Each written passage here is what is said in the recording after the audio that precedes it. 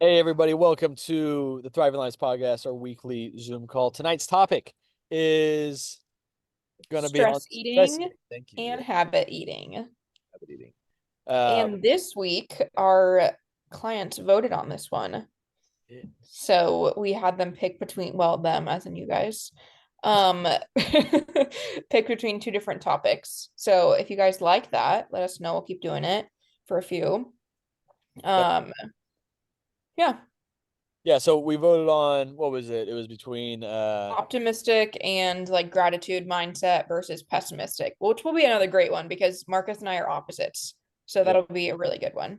I always love that one. I don't think it's on current questionnaires, but it used to be a question I had on the questionnaires, just trying to understand people's mindsets kind of coming into it. But yeah, optimism versus pessimism, great topic. We've done that in the past. I don't know if you were here when we did it, Renee, or not, but I've done that topic in the past. Always a good one. So we'll probably revisit that one back in May or something of that nature. We'll probably do another choice, whether it's in May or June or something else. But yeah, so tonight we are talking about stress eating. But before we dive into that, Renee and I both started our summer cuts. We thought we'd just start at the same time together.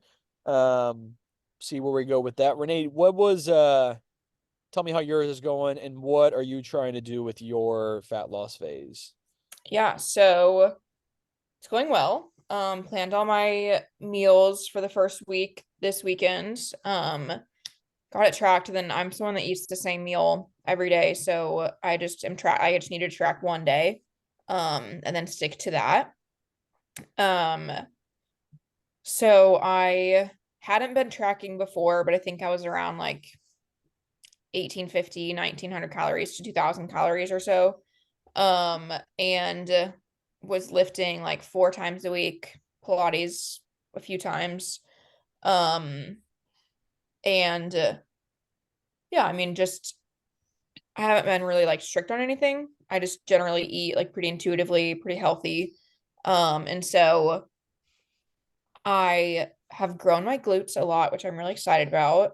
But now I'll cut back, which I'm excited to see more definition in my stomach and in my back. I used to have a lot of like back definition, so I'm excited to get that back. Um, and I'm in a deficit to around like 1725 calories is my starting, and then I'll pull back if I need to. And then I'm also trying to add in more cardio. Realistically, I would love for that to happen every week, a couple times, but with my crazy job schedules currently, we'll see how long that lasts. So that's my current goal and how I'm kind of formulating the cut. I don't have a goal weight in mind. I just am going to go based on Look and progress feel. photos, which will be another thing because I'll have to take those weekly.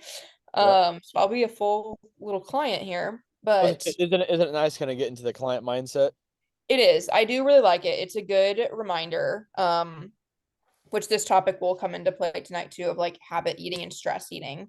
Um, and I have that like brief, like, oh my God, I'm so hungry, I'm gonna die. And then an hour goes by and I'm like, oh, I forgot I was kind of hungry. Yeah. So it's just that first initial like really hungry phase. And then also I'm in like the second half of my menstrual cycle, so my luteal phase. So I'm always hungrier in this phase, and I tend to like bloat more. I just don't look as toned Yeah. anyways. So yeah, I'm excited to cut down and see how it goes. Yeah. Well, one thing you pointed out, and we'll again kind of circle back to this, but I know for me this is the case, and pretty much anybody who starts cleaning things up, trying to make better choices consistently and things of that nature is and I noticed this for myself when I started the flush a couple weeks ago, which was really nice. I told Renee before this as well. It was nice to start something so disciplined, so rigid of the Mediterranean style, flush, because you have to be super disciplined for those 14 days doing it. So it immediately got me back in that mindset. So now, like starting kind of my cut phase now this week, it's been very easy getting into that because the first 2 weeks are so rigid that now instead of being 100%, I'm like, 95%. And that feels like a healthier balance or 90, 95, 90, 90 to 95, 90 to 95%.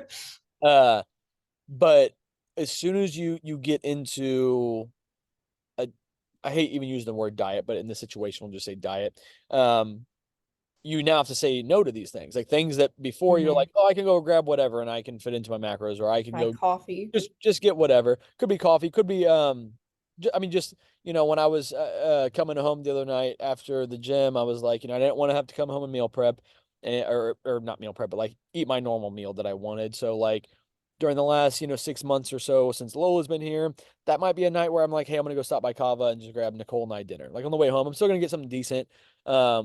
But I had to check myself and be like, hey, I can't do that if I'm actually if I have these goals, I have to stick to them. I have to do it.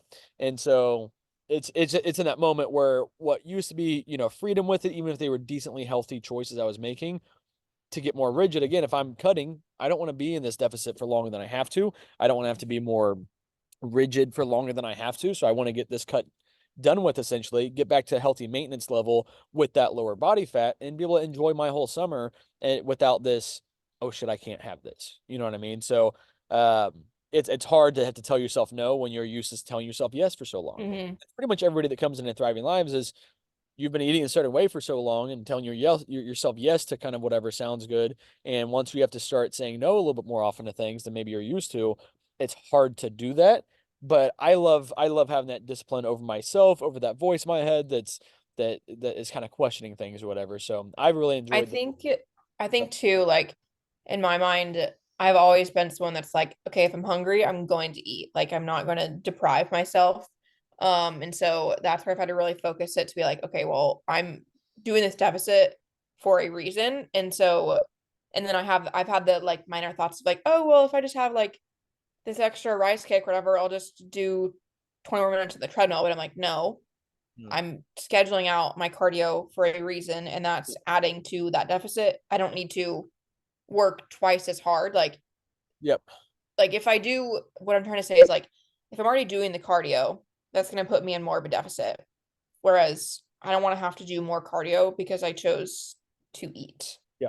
I Yeah. don't I don't think I'm saying that correctly, but like I know what you mean I though. don't want to have two double negatives. Like I'd Well, rather eat my current deficit in calories and then have extra cardio and be in more of a deficit than eat extra calories and then just be in less of a deficit yeah. because of the cardio. Does Well, that well, make well, sense? well, yeah, yeah, and especially because you're like, well, I'm hungry, and you're used to saying, well, then I need to feed myself. And yes, that's Hmm. because the body is demanding homeostasis. It wants to stay balanced. It doesn't want to be challenged in those ways with it.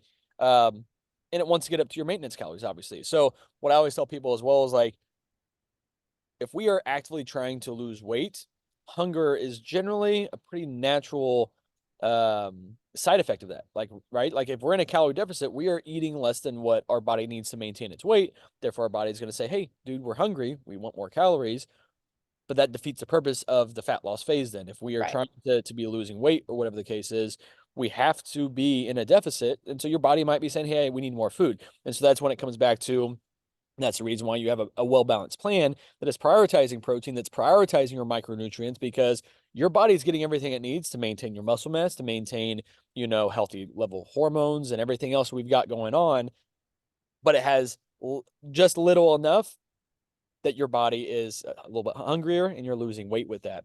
But yeah, that's just a fact of the matter, and so that's what I'll tell the clients as well when they check. And I'm like, yeah, I'm hungry this week. All right, well, good. It's a good sign. And sometimes people are like, well, they're not losing weight, even though we're technically supposed to be in a calorie deficit. Um, and they're like, yeah, I'm not hungry at all. I'm like, okay, well, we kind of want to strive for some hunger with this. But that's not always the case because I have other people as well that they are, and this is even myself right now, like I'm pretty full throughout the day because I'm eating nutrient dense foods, but I'm technically in a deficit. I'm already down, what, 7, 8 pounds now, actually, because I lost another pound or two even since my update a couple days ago. And I'm eating a ton of food with it. But so you don't necessarily have to be hungry to be losing weight, but it's usually a good sign that you are in a deficit and you're moving in the right direction with it. Um, I but do think this little deficit will be harder for me this time than I think it ever has been in the past because I am already so pretty like particular on my like I don't really have a bunch of like water weight to drop. Like I don't have easy yeah, pounds. yes, So yes, yes, it's um yeah. yeah. So that'll That's be I true. think this will be really good. as a coach standpoint as well to see um how my body responds Yeah. and kind of coach myself through it too. Yeah, yeah, definitely. And the other How's key your with this oh, too is like whenever we kind of plateau and we're not seeing the results, then it's like, well, a client might want to quit during this, but we're obviously going to keep on pushing through and figure out and pull on certain levers, and that's what we have to do as well. Sometimes it's just harder to do when it's yourself, and it's easy to give ourselves the out, and that's why coaches usually need coaches, because that exact same thing as well. But yeah, so like I said, Renee and I are both starting our cuts, feeling good with it so far. I just came off the flush. I'm still keeping a lot of my same Mediterranean style food in there. I have added chicken back in just because, eating 2 meals of sockeye salmon a day is pretty damn expensive. So now I'm just doing ground beef or salmon. And then still got my egg meal in there, added in a chicken meal. I've been loving quinoa. eat Uh, meals? All you said? no, Egg? egg meal. Yeah. Yeah. Egg. I was like, Egg. But yeah, so I'm eating about 4 meals a day. On workout days, I'm eating in a fifth meal, which is just an extra protein shake and a banana, and some rice cakes, just get some extra carbs in there. But yeah, no, I mean, I've been loving quinoa. I've been sleeping on that for a long time. I've always liked quinoa, but rice is cheaper. I wouldn't say it's any easier, but it's cheaper. But I don't know. I mean, I'll probably keep in quinoa for a while. So, friends, on your meal plans and stuff of that nature, when you see, let's just use rice as an example because that's one that I use on most people's plan. Rice is a easy and cheap option. It gets the job done in terms of giving you carbs, especially easy carbs to get in. But you can always swap that stuff out, guys. Like that's why you also have like Thriving Lives Kitchen. Boss, get mhm, the hell out of here. That's why you have, Thrive Lives Kitchen with your food list on there. So if you don't want rice, do sweet potatoes, do regular potatoes, do quinoa, do millet, do any of those other grains that you want to do with it. You guys can swap that stuff out. So if you're getting tired of certain foods, use that food list and make just equal swaps for it. If you don't know how many calories or carbs it is that is in something, again, your food list shows you that. Again, that's in Thriving Lives Kitchen. It's an entire, carbs food list, protein food list, things like that. So you can find those equal swaps to use with it. But that's enough talking about our cuts, though. Let's get into the topic that people came here for. We are talking about stress eating, habit eating as well.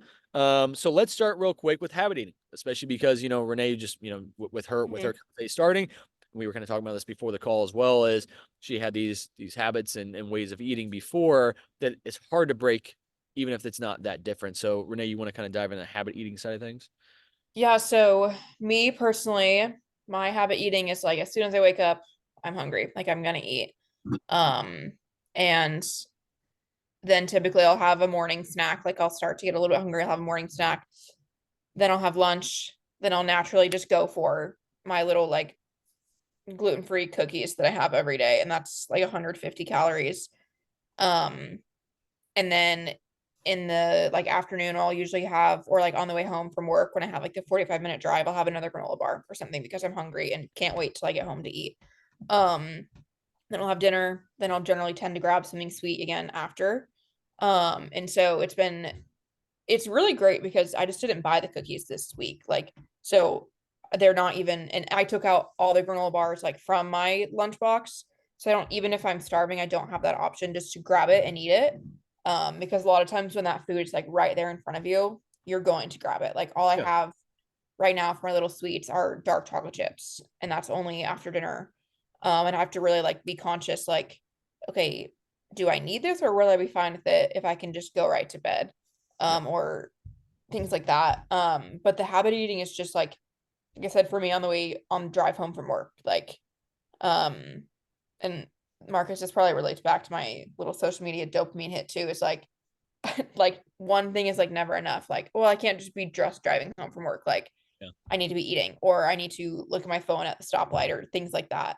And so these little habits that like you're just constantly used to, breaking those is tough, but it's also like it's very doable. You just Yes. have to put yourself in situations to where you're not going to just grab that, or you're not just gonna like right now too, like if I normally would get like a bad night's sleep, I could easily just grab like one of my plant-based energy drinks or get coffee on the way to work, but now I can't. And so I have to be more intentional with those You're things. not drinking coffee right now? What's gonna I drink latte, it's gonna add an extra 200 plus calories. Oh, okay. I got you. I got you. I got you. Yeah. Yeah. Oh, yeah. Um, Yeah. Because you don't just go so straight. No, so in that instance too, if I add in a latte, it's probably gonna fuck up. I mean, my calories, I'd be fine if I took out my protein bar. I could take that out, but like carb and content sugar wise, that would fuck it up. Yeah. And so I choose I'm choosing not to do that right now. Yeah. Um, and I don't know what I'll do about like a cheat meal or like an intuitive eating day. I haven't really decided that. I think I'll just stick with my current like And, cut and then until you feel like you need. until I feel like I need it. Yeah. Um, but yeah, the habit eating is, and I saved money this week too at the grocery store from not buying Extra. like I did buy my protein bars Yeah. because they fit into my macros and that's an easy like I don't have the ability to, oh, let me go make a smoothie or let me go do something different. Like I kind of have to Yeah. have some faster foods at certain points of throughout my day. Yeah.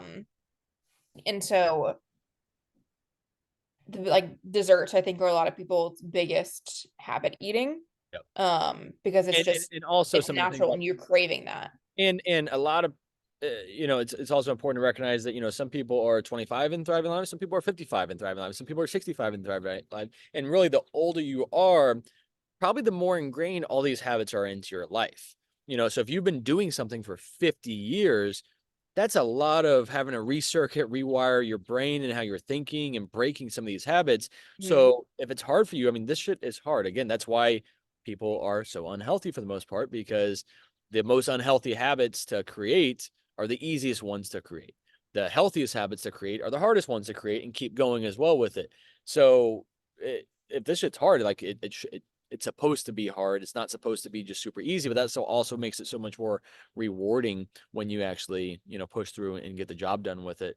But yeah, like you said, dessert is one of those things where a lot of Yeah, people, like even if it's not dessert, it's just something like, I grew up having something sweet before dinner night. Could be cookies, it could be mhm. Nutter Butters, it could be a candy bar. Like we grew up with that was kind of the thing. Now obviously I broke that habit during my very first bodybuilding prep and really haven't really added it back in too much. Every now and then it might be cereal and stuff like that at night, and then the first week or two of cutting that out is always hard. But what's way harder is when you do a really good job for 2 days and you give into it on Mhm. the third day and you keep it in, because as soon as you break that wall down and you allow yourself to feed back into that habit, it makes it easy to do that again in 2 more days from now. And then before you know it, you're back to doing it every single day. And so the best thing to do is just cut the shit out for a long enough period of time that it's no longer a habit. And then you can just pick and choose when you end up wanting to have that, if you even want to again.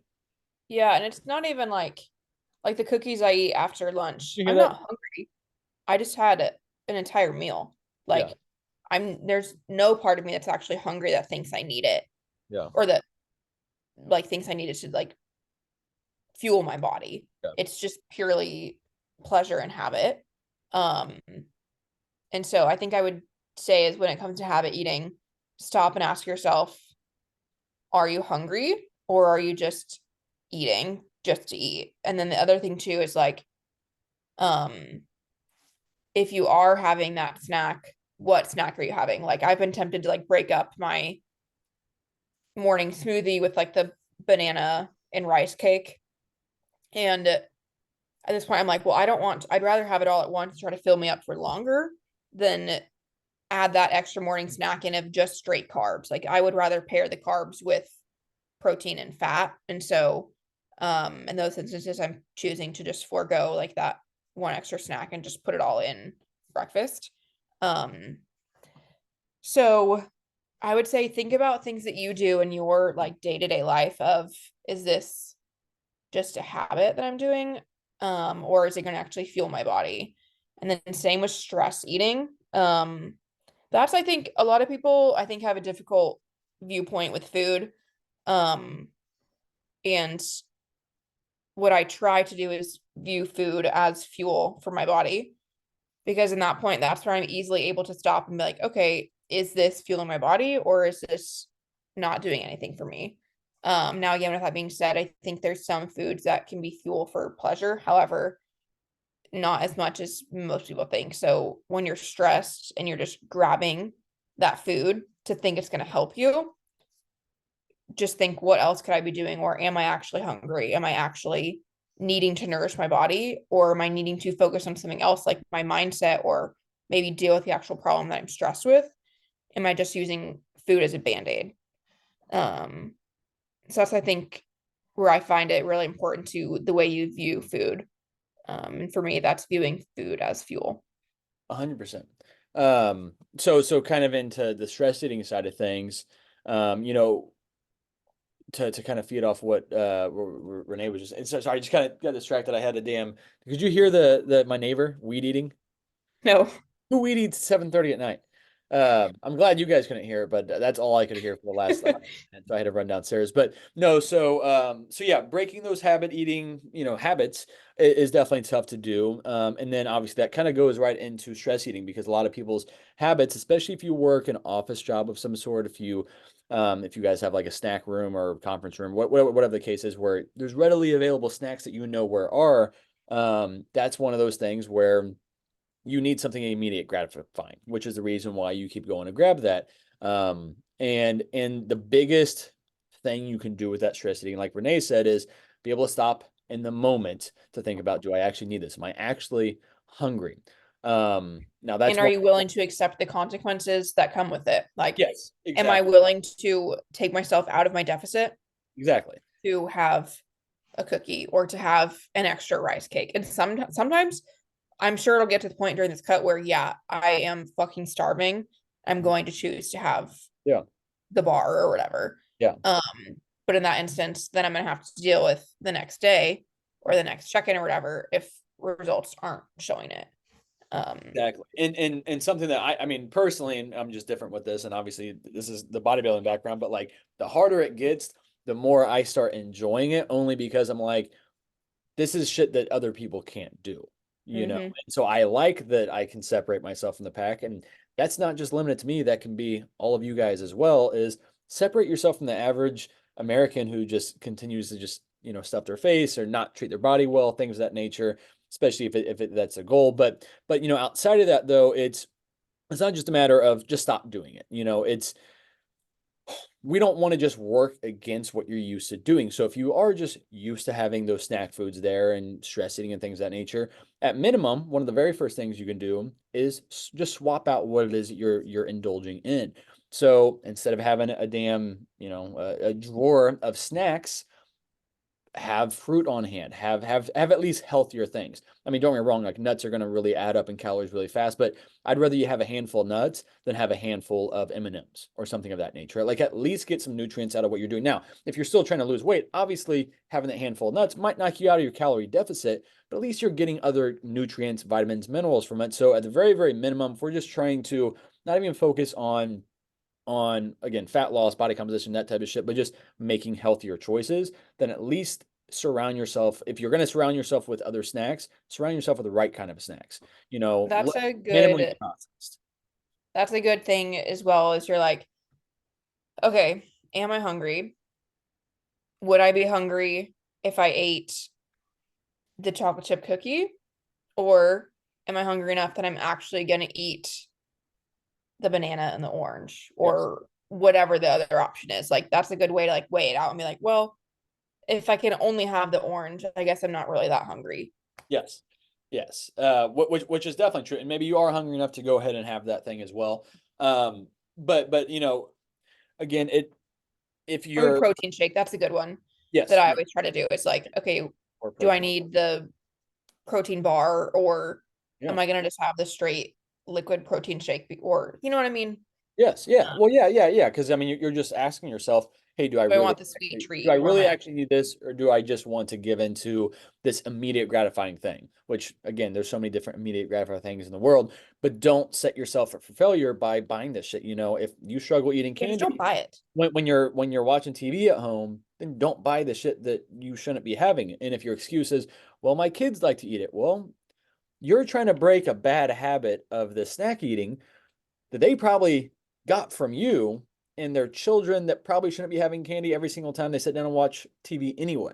So again, if that's your excuse with it, well, then maybe you should lead by example, number one, and number two, don't have that shit. Now, obviously, in this situation, I only have a 6 month old.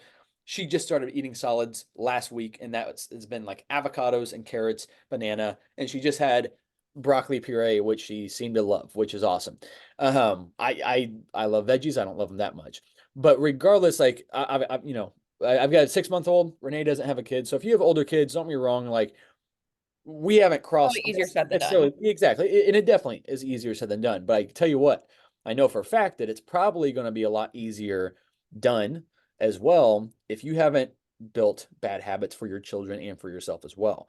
It's way harder to have a kid eat healthier if mom and dad aren't eating healthier. How can you expect them to make healthy choices when you're not even doing it for yourself? Again, you are their superhero. This is what I love about being a PE teacher is that for these 500 kids I got to see every day, I was their superhero. And I knew that everything that was sitting on my desk, from my water bottles, or it could be a 64-ounce Sonic drink, whatever they're seeing me drink, whatever they're seeing me snack on, whatever they're seeing me do, if I just come in there and just sit on my desk all day long and don't get up and play with the kids, their superhero doesn't do a damn thing. He just sits there and tells everybody what to do. He is not getting out and working hard and running and doing all that stuff. So, what my job every day with those 500 kids was to show the healthiest version of myself. And maybe I went home and didn't be healthy. I did be healthy, but I knew that it was my obligation in front of those kids every single class to represent the best version of myself. If I could say that when these kids turn 15 and 25 and 35 years old, when they think back to Coach Gates, what are they gonna remember? Are they gonna remember he was healthy, that he was fit, and did that just happen magically? No, he came out and ate lunch with us sometimes when he would have, a protein, a healthy carb, some veggies. He would be snacking on fruits. He wouldn't be snacking on bullshit candy or whatever the case is. And he wouldn't say that those things are bad. He would also tell us that hey, he loves cookies and he loves these things, but he does that in special settings, not because he's stressed out in the middle of the workday. So again, the parents out there with this is set those kids up for success as well. And this is what, every time I hop on a consult call or anything else, that's one of the things I'm hitting home because it's so, so true. You probably stress eat because you saw your parents stress eat. Or you've seen other people and it's just commonplace, in the workplace. If you're working in an office, everybody around you is eating bullshit. Again, going back to the teaching setting, every week it seemed like there was an excuse to have a potluck in the conference room. That's bonding. Don't get me wrong. Like I understand, like people come around food and that bonds people together, but again, like there was an excuse for that all the time. And I would partake every now and then, but there was an opportunity every single day, every single week or whatever to go indulge in that stuff. And it doesn't necessarily have to be done, but again, it's when it's commonplace and everybody around you is doing it, it makes it hard for you to be the odd man out and not indulge in it. It is a hard habit to break. And then people around you that don't quite understand your mindset and your where you're at in life too, it can be very like you are the oddball out. Yep. I experience that all the time. That people will bring like sweets to the dental office, and I can't eat any of it because it's all has wheat in it. Which, again, I do think that is an advantage to me at some point because, I mean, I have more discipline than most because I get the immediate terrible feelings. Yep. Whereas most people don't get that instant issue. Negative feedback. Yeah. But it's still, I mean, it's hard. Like when you see everyone else around you eating and enjoying that little treat, you're like, man, I'm just gonna smell it. I'm just gonna like watch them. But at the end of the day, like I can still socialize with them and enjoy their company Yeah. without having to feel pressured. And it's effort, like I said, at first it's really hard. I used to be the one that would me and the other dental assistant, we just would sit there and eat all the sweets all the time. Like someone would bring donuts in and we'd be the first running back there to eat them. And the other day she's like, "Do you remember when that was us?" And I was like, "Yeah, I do." And it kind of sucks now that it's not me, but like Yeah. I can't. And But it's also it is what it is.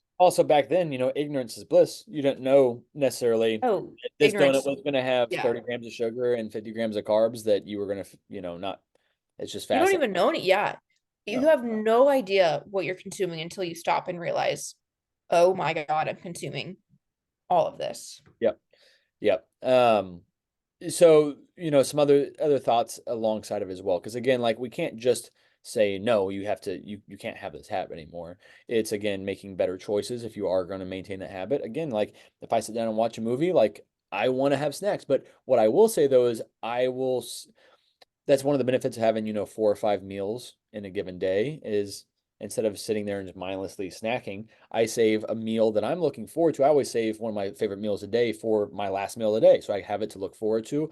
But when I sit down to watch TV at night and just kind of check out and enjoy myself, and I'm done working for the day, I want to have that meal while I'm watching whatever. So again, like I'm still pairing those two things together. Like if I'm watching Netflix, whatever, I'm still enjoying what I'm eating. It's just not snack food, it's not that type of stuff. And if I am going to have that, again, it's just better options that we have on hand, um, which is important. But also, if you find yourself just starving all day long, first, two things with that. Number one, again, you just might be in a deficit, and that's a good thing if that's what we're trying to do and lose weight. But the second thing is add more protein. So, if that's what you're kind of struggling with, then and maybe your goal is to lose weight, maybe it isn't lose weight, maybe it's just a maintenance thing, maybe again you just have the stress eating habit that we need to break.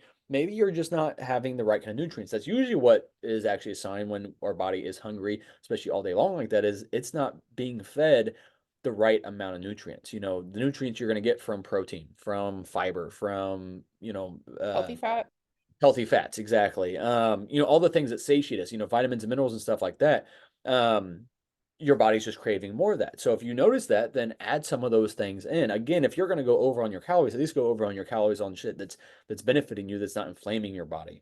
Especially if that is an issue with it. But yeah. So stress eating can definitely. I pretty much almost everybody that comes to Thriving Lives deals with that in some way, shape, or form. I Um, think everybody on earth has yeah, yeah. like And not it's even necessarily common. stress eating. I think stress eating or mindless eating, because I don't necessarily Yeah. like when I get stressed, I get less hungry. So I don't think everybody necessarily stress eats, but everybody probably does one or the other. Stress eats or mindless eats, just meaning Bored. if you have a bag of chips, whatever kind of chips that is. I mean, even rice cakes. Like I eat rice cakes, but I could smash all 12 rice cakes that come in, or 14 rice cakes that come in a little bag with no problem. I don't, but I could if I really wanted to. And that's just where that mindless, eating kind of comes in play with it. Um, I was looking at a bag of someone brought in like tortilla chips. yeah. Um, and that's something I generally can't eat. 7 chips was 140 calories. In my mind, I was like, oh my God, And seven chips. Like and that's not going to fill you up at all. I would Whereas I could guess, have 25 grams of protein in my shake for 110 calories. and I bet that those 24 or those 7 chips equal about 24 grams of carbs and about 7 grams of fat, which comes out to right around 150 calories. Um, and I'm sure if you just went and Google right now, tortilla chips, it would come out pretty close to that. And that's because I read Yeah. nutrition labels and I know the value of food without even really having to look that stuff up. But what I'll say with that though is that if you think about it, because I was at a group, a networking group that I was at today, one of the ladies in the group, she is a client as well. She's a member. I'm going to start. I want to start changing the name from clients to members, by the way. You guys are members of Thriving Lives. But anyway, so this member of Thriving Lives, she was like, I read the nutrition label on this and only 3 of these is a serving and it's 150 calories, whatever it was. And it was like whatever piece of candy. And I said, okay, cool. So let's just pretend for a second maybe Right. your diet How much consists time's left on it? your diet consisted of 100 or 1,500 calories, and that 150 calories of that snack food that you were just having, that's 10% of your daily food intake, and it was 3 pieces of chocolate. So I'm like, when you think about it from that perspective as well, especially when you look at the foods you've been stress eating, think about how many calories are actually in it. Just physically look at the nutrition label. Don't turn a blind eye to it because you don't want to know. No. You should make educated decisions about what it is that you're putting into your body, and especially if you have goals you're trying to hit. So turn that nutrition label around, look at what it is, and see, okay, this has X amount of calories in it. That's about this percentage of what I can have for the day. Is that really worth it? In that situation, the tortilla chips, if 7 chips is 24 grams of carbs, like it probably is, and on your plan, you should only be having about 125 grams of carbs, or maybe 175 or whatever. Is that worth 20% of your daily carbs for 7 chips that you're not going to feel satiated with whatsoever? And I think we all know with tortilla chips, and you know this if you go to Mexican restaurants, Trying to eat 500. I guarantee you could eat 2,000 calories worth of those chips and salsa. And we probably do. We probably all do in some way. And those are also going to be usually, deep fried or, added oils and stuff of that nature. So you could easily get in 1,000 to 1,500 calories just in the damn chips. That's not even including the meal that you had. So Yeah, it's fun living life not knowing these things until it's not fun and you don't feel good, you don't look good, nothing feels right. That's when that shit's not fun. So ignorance is bliss until it isn't anymore.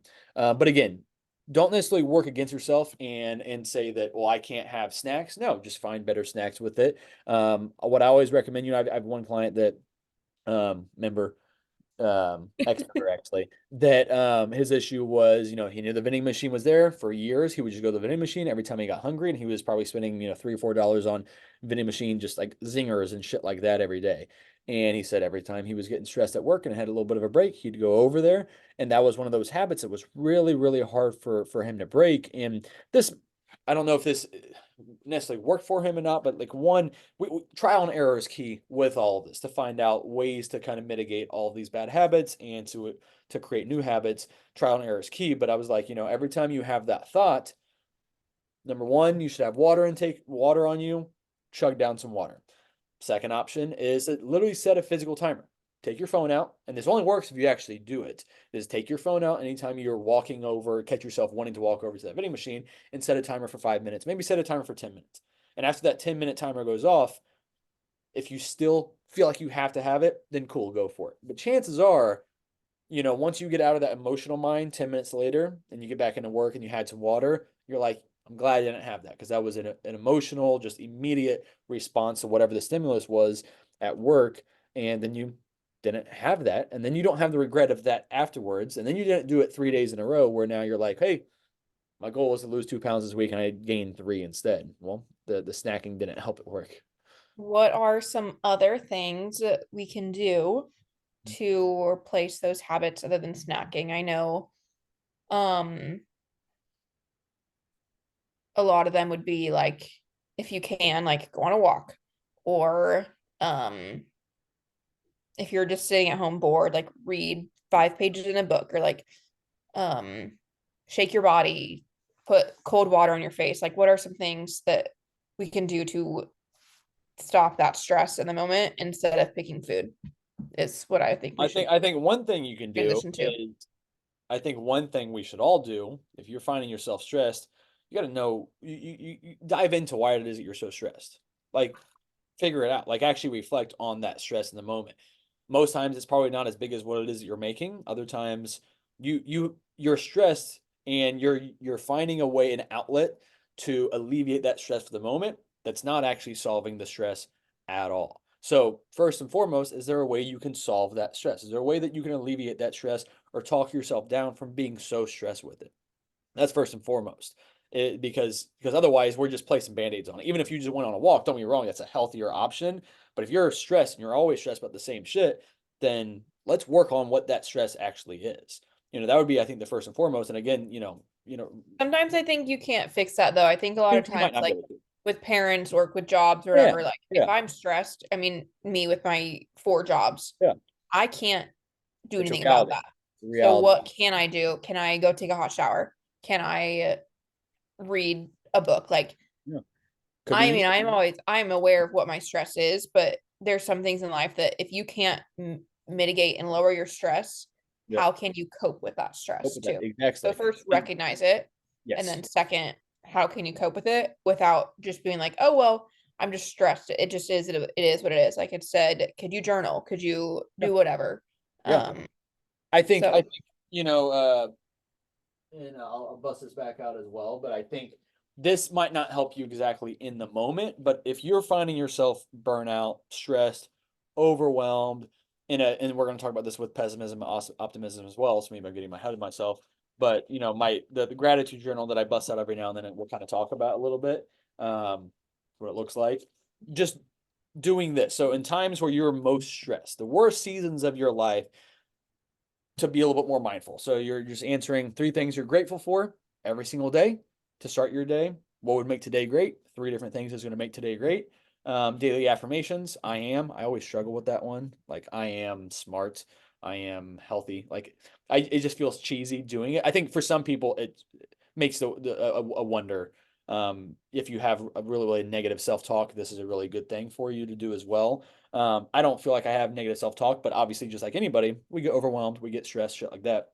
But so this forces you to start looking for all the wins in your life, all the positive things in your life. So if you're noticing yourself kind of going down this darker journey with things and just not really feeling happy anymore, and maybe it's stress things like that, but I think this is a great thing because it teaches you to really search for the wins in your day, the beautiful things in your life, things of that nature. And the way to use this, like where it says, I am grateful for, and it lists, you list out three things. Today, when I do this, it's easy. I can say my wife, Lola, and my dog. Tomorrow, I can say my house, my car, my job. The next day, I can say, you know, Suzanne, Kaylee, and Matt. Like thinking about my clients, you know what I mean? But eventually, after Members. after a week goes by, what you say?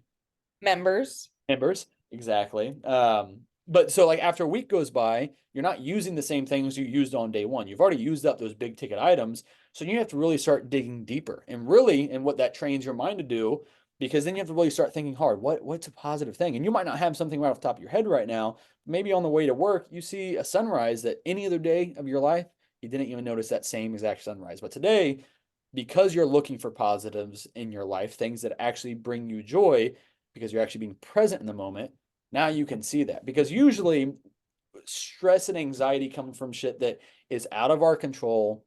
Maybe today, maybe it's something we can control in a month from now, but right now it's just this anxiety that's just looming over our head. It's just a stress that we can't really do much about except for be present in the moment is one of those things you can also do with it. Because again, usually most stresses, most anxieties come from shit that is out of our control. And so that's this being more present and doing this type of work right here, where you start really looking for those intricate small wins in your day and joys in your day. It's way more powerful than what it might sound like today. So if you're skeptical of that, if you're struggling with any of these things, that's something I would recommend. But that I to answer your think, question, yeah, yeah, yeah. I think too, I think I said this last week, but Mickey and I are doing this month of like one thing a day we're trying to like write down that we like enjoyed in our day or whatever, and then we have it to like look back on as well.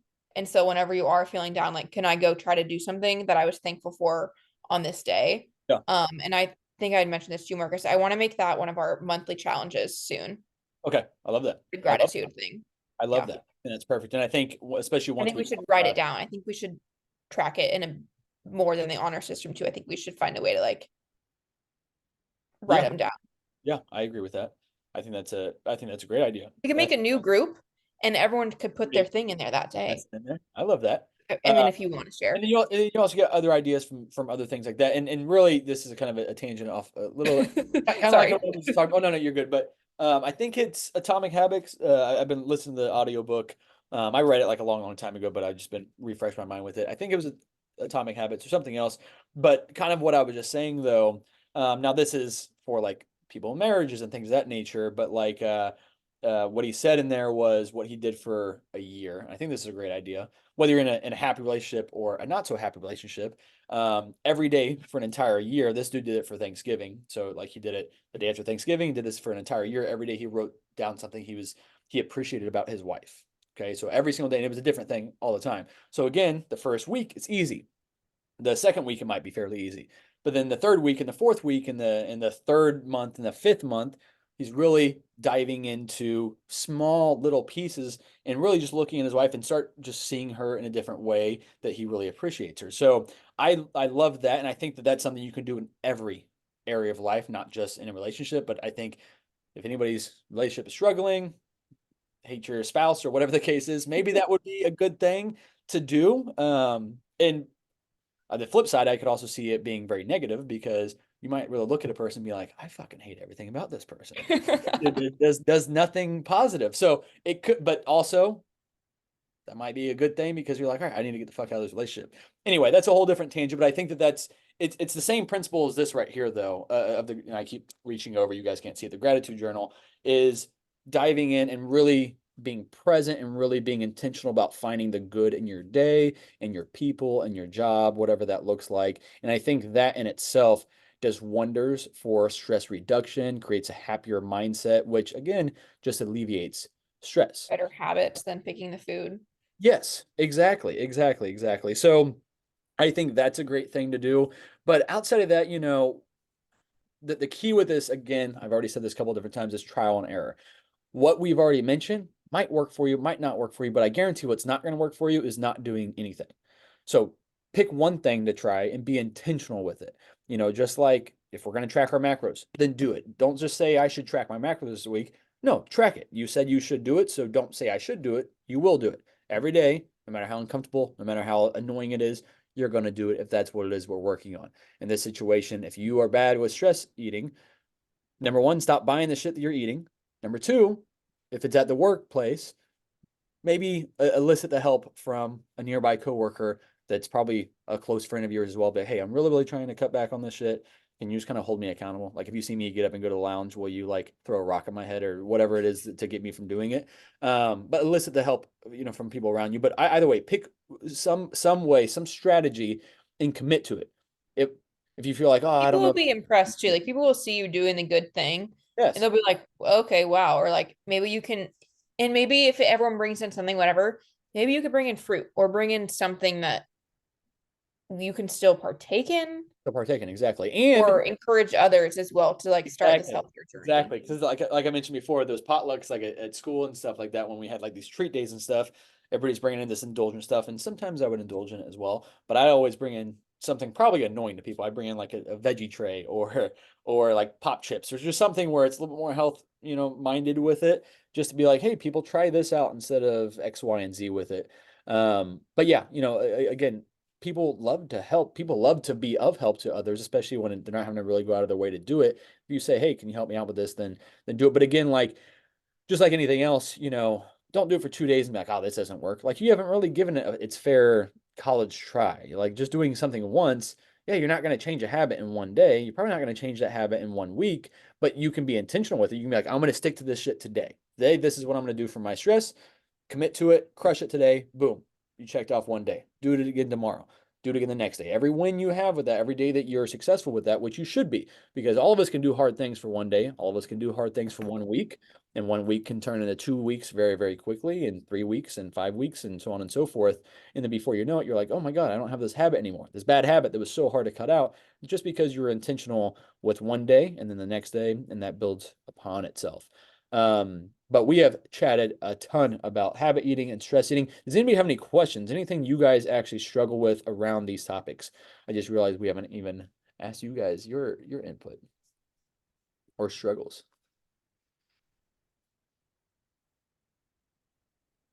One other thing, just to kill the silence, you guys obviously pop in and interrupt me or throw something in chat if you have it. But like I know that there's I've worked with a lot of people over the years where they've come to me and it's normal for them to have that nightcap of a alcoholic beverage before their kids go to, not before their kids go to bed, after their kids went to bed, or before they go to sleep. And we talked about alcohol last week, so we don't really need to dive in too deep with that. But that's one of those things that's tough.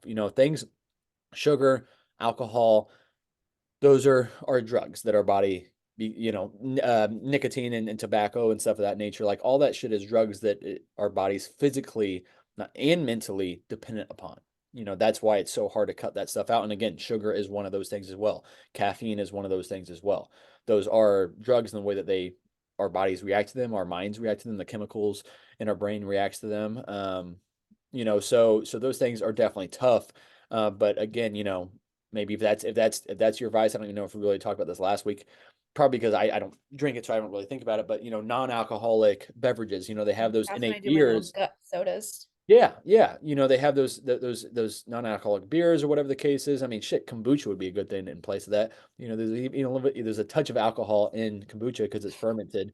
Kind of like the bananas I eat. Whenever you eat like a Oh my God, like stop. a black banana, which I Oh, eat. terrible. Sometimes those feel a little alcoholic too. When I was a teacher and I'd eat those dark ass bananas, I was like, I don't even think this is legal. I think I'm getting a little What the tipsy hell? off this fermented Why? banana. Do what, Dexter? Yeah, why? I need to find I saw this chart the other day about those bananas, but like each, for some reason, I don't understand this with bananas, but like each different stage of the banana, it has different benefits to it, and like it's almost like the intellectual property, the nutrients in it change over the course of time. It's definitely weird. Like I know that like the darker the banana has better like anti-cancer fighting properties or some shit like that in it. But yeah, so I don't really care about it, Dex. And now if the inside of it is just disgusting, but usually just the outside of it is darker and then the inside of it is just softer. But I'm like, it's still a banana. It's my mushy banana that I had today that's still a little bit green on the outside. Mm-mm. Like, No. See, I can't no, I do green can't do it. bananas. If it's green, it's too damn hard and it lacks flavor. Oh no, that's what has the flavor. It's like that What? more like sour flavor as opposed to like the disgusting sweet mushy flavor. Oh wow. But either way, everybody has their banana preferences when they're eating them. Some people hate bananas. Um, Yeah, that was a hot topic. I posted that on my Instagram story. And I think that was the day I got 76 votes. Normally I'll get like 17 votes on my little that's good. Instagram. I usually get 0 votes on my shit. Good job, Renee. 76 votes on a banana. Yeah, that's Like people are very opinionated on their bananas they are. apparently. They are. They are. Anyway though, questions I from agree on the banana. Green only. If it's not See, green, I thank won't eat you. it.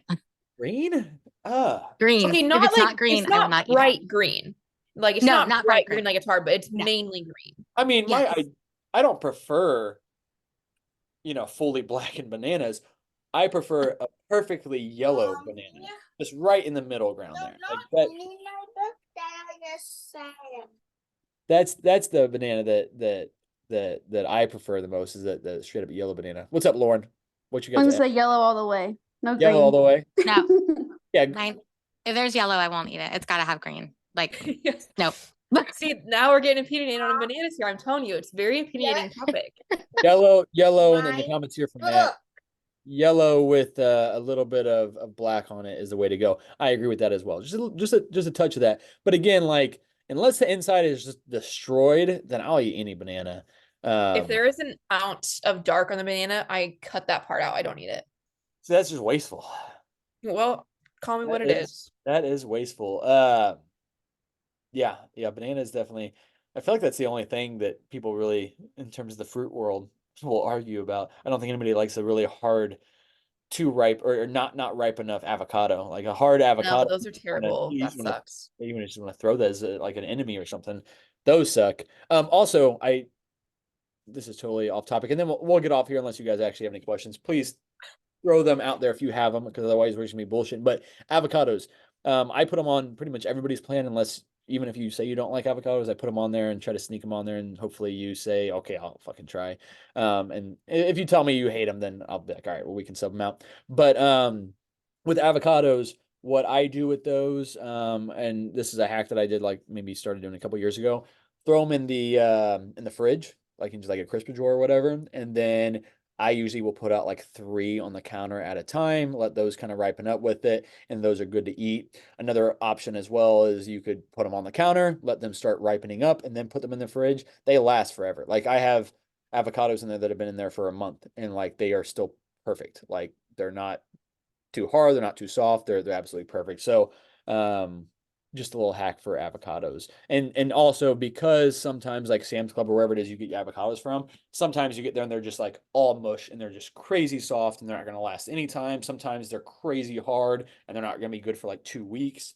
So whenever I buy my avocados, I'll buy like 3 weeks worth of them and put them all in that crisper drawer. That way, if next week they don't have the right kind of avocados and they're not ready to go, then I have plenty in the fridge. I'm not having to worry about it. Plus, it's also reducing how often you have to go to the grocery store for certain things. But yeah, just a little avocado trick in there. Nothing about stress eating, but a little tidbit for you guys. So if you listen for this entire hour, then you just got an avocado tip. Only for the listeners. But anyway, all right. Well, you guys don't have any questions right now. At least you're not throwing them out there. So I assume we have cured all your stress eating and habit eating problems. Always let us know if you have any questions. Though next week, real quick, flashing forward to next week, that is Mickey is right. doing her Yeah. spotlight. Yes, Yeah. Renee's member Mickey is doing her spotlight. So Renee, you want to just give it just a brief? Yeah, real quick? she is 25, 26 and has heart failure, and she just constantly has like medical appointments, things like that, and can't always do much to move her body. And when we had our first little like consult call, she had asked me, she was like, I don't really know what to do because I feel like a lot of times coaches are just going to sit there and like push me to move. And she's like, some days I physically like cannot get out of bed. And I was like, well, that'll be something we have to work on together is like your mindset of like, okay, is your body telling you you can't move, or is your mind telling you that because you're used to that? And so it's been fun coaching her and over the last few months. Like, okay, you know what, she really can't get up and walk today, or she can't do this, or we got in 2 15-minute walks today, and that's great. But what can she control? And a lot of times that's her mindset. And if that's the only thing she can control that day, that's a win. She does a lot of like her own like habit tracking, mindset wins and things like that.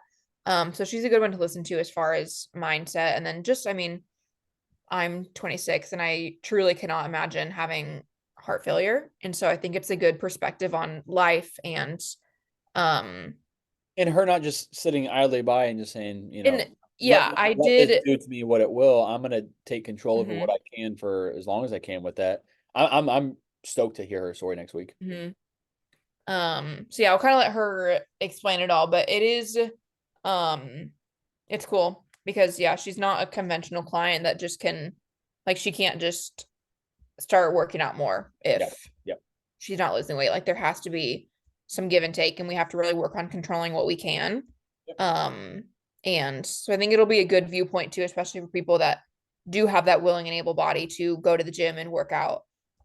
There's people And that that don't take truly advantage of can't.